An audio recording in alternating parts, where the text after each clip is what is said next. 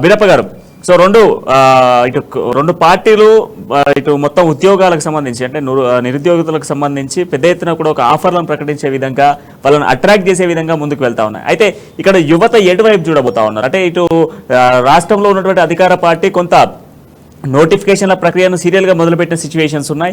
And మరోవైపు మనం చూస్తే కాంగ్రెస్ పార్టీ నిన్న ప్రియాంక గాంధీ ఆధ్వర్యంలో యూత్ డిక్లరేషన్ ఒకటి చేసి పార్టీని బలోపేతం చేయాలి అని చెప్పేసి పార్టీకి సంబంధించినటువంటి యాంగిల్లో కొన్ని దినచర్యలు తీసుకొస్తా ఉన్నారు. అమరవీరులకు సంబంధించి కావచ్చు, నిరుద్యోగ వృత్తి కావచ్చు, ఇలాంటి కొన్ని స్కీమ్స్ తీస్తా ఉన్నాయి. సో ఇప్పుడు ఇదంతా కూడా రాజకీయ ఎదుగుదలైనా పెద్దలకి అమ్మా న్యూస్ ప్రేక్షకులందరికీ నమస్కారం అండి.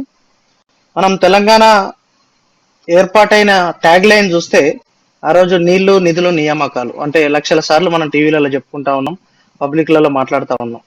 కానీ ఈరోజు 4 ఇబ్బందులతో తెలంగాణ రాష్ట్రం ప్రతినిత్యం తెలంగాణ పౌరులు, తెలంగాణ రైతులు ఇబ్బంది పడతా ఉన్నారు.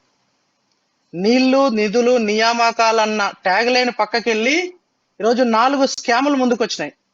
1 ల్యాండ్ స్కామ్, 2 లీజ్ల స్కామ్, 3 లిక్కర్ స్కామ్, 4 లీకుల స్కామ్. ఈ 4 స్కాములు ఈరోజు తెలంగాణ ప్రజల ముందు పెట్టి నిరుద్యోగుల యొక్క పొట్టగొడుతున్నది బీఆర్ఎస్ పార్టీ. రోజు నోటిఫికేషన్ల యొక్క పేర్లతోటి కాలయాపన చేస్తా ఉన్నది. పిఆర్సి రిపోర్టు ప్రకారం 192,000 ఖాళీలు ఉన్నాయని చెప్పి ఎప్పుడో 4 ఏళ్ల కింద చెప్తే ఇప్పటికీ కనీసం 4,000 ఉద్యోగాలు కూడా ఫుల్ఫిల్ చేయకుండా, నోటిఫికేషన్లు ఇవ్వకుండా, నోటిఫికేషన్లు ఇచ్చిన వాటికి రిక్రూట్మెంట్ చేయకుండా, ఎగ్జామ్స్ కండక్ట్ చేసిన వాటికి సరైన విధంలో కండక్ట్ చేయక రద్దు చేసి ఈరోజు లీకులై రద్దు చేసిన ప్రక్రియ మనం చూస్తా ఉన్నాం. రోజు వీళ్ళు ఎన్ని చేసినా కూడా, బీఆర్ఎస్ పార్టీ వాళ్ళు ఎన్ని చేసినా కూడా వాళ్ళు చేసేటివన్నీ తూతూ మంత్రంగా ఇక్కడున్న నిరుద్యోగులను ఇబ్బంది పెట్టాలి, విద్యార్థులను ఇబ్బంది పెట్టాలి. ఒక కక్ష సాధింపు చర్యగా కొట్లాడి తెచ్చుకున్న తెలంగాణలో ఉస్మానియా యూనివర్సిటీ, కాకతీయ యూనివర్సిటీ అన్ని కాలేజీల విద్యార్థులు కొట్లాడి తెచ్చుకుంటే ఈ రోజు వాళ్ళను అన్ని విధాలుగా ఇబ్బంది పెడతా ఉన్నది బీఆర్ఎస్ పార్టీ. మరొక వైపు కాంగ్రెస్ పార్టీ చూస్తా ఉన్నాం మనం. కాంగ్రెస్ పార్టీ దాదాపుగా 60 సంవత్సరాలు పాలించిన పార్టీ, దేశాన్ని కానీ రాష్ట్రాన్ని కానీ అతి ఎక్కువ సంవత్సరాలు పరిపాలించిన పార్టీ. వరంగల్కి వచ్చి రాహుల్ గాంధీ గారు గొప్పగా ఒక డిక్లరేషన్ ఇచ్చారు రైతుల కోసం. కానీ ఆ డిక్లరేషన్ కు అతిగా అది ఎక్కడుందో ఎవరికి తెలియదు.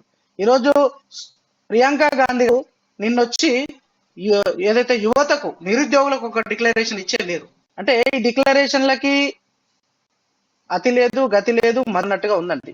ఈ రోజు తెలంగాణ యువతకు కావాల్సింది డిక్లరేషన్లు కాదండి, డెడికేషన్ కావాలి, డిటర్మినేషన్ కావాలి, డెవలప్మెంట్ పాలసీ కావాలి.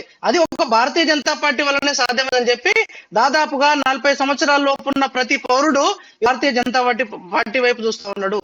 ఒక క్రమబద్ధమైన డెవలప్మెంట్ జరగాలంటే, నిరుద్యోగులకు న్యాయం జరగాలంటే, ప్రధానమంత్రి తీసుకొచ్చే ఉపాధి హామీ పథకాల వల్ల ఇక్కడున్న నిరుద్యోగులకు ప్రధానమంత్రి ఎంప్లాయ్మెంట్ జనరేషన్ ప్రోగ్రాంలు ముందుకెళ్లాలంటే, స్టాండప్ ఇండియా కింద తక్కువ వడ్డీ రుణాలు, గ్యారంటీ లేని రుణాలు ఇచ్చి ఈరోజు యువతను ఆదుకోవాలంటే, ఈరోజు స్టార్టప్ ఇండియా కింద మంచి రుణాలు తీసుకొని పరిశ్రమలు ఏర్పడాలంటే, నిరుద్యోగులకు 2 లక్షల ఉద్యోగాలు ఇస్తామని చెప్పి భారతీయ జనతా పార్టీ రాష్ట్ర అధ్యక్షుడు ఎప్పుడో కమిట్మెంట్ ఇచ్చిండు. ఈ విధంగా డెవలప్మెంట్ పాలసీలతోటి, డిటర్మినేషన్ తోటి, డెడికేషన్ తోటి భారతీయ జనతా పార్టీ ముందుకెళ్తా ఉంది. డిక్లరేషన్ల పేర్లతో కాంగ్రెస్ ముందుకెళ్తా ఉంది. 4 స్కామ్లతోటి బీఆర్ఎస్ పార్టీ ముందుకెళ్తున్న విధానాన్ని తెలంగాణ ప్రజలందరూ గమనిస్తా ఉన్నారు. 2023 లోపు జరగబోయే ఎలక్షన్లలో అప్రాప్రియేట్ డేస్ చేసుకుంటారు. యువత అంతా ఈరోజు భారతీయ జనతా పార్టీ వైపు ఉందని చెప్పి నా ఉద్దేశం అండి.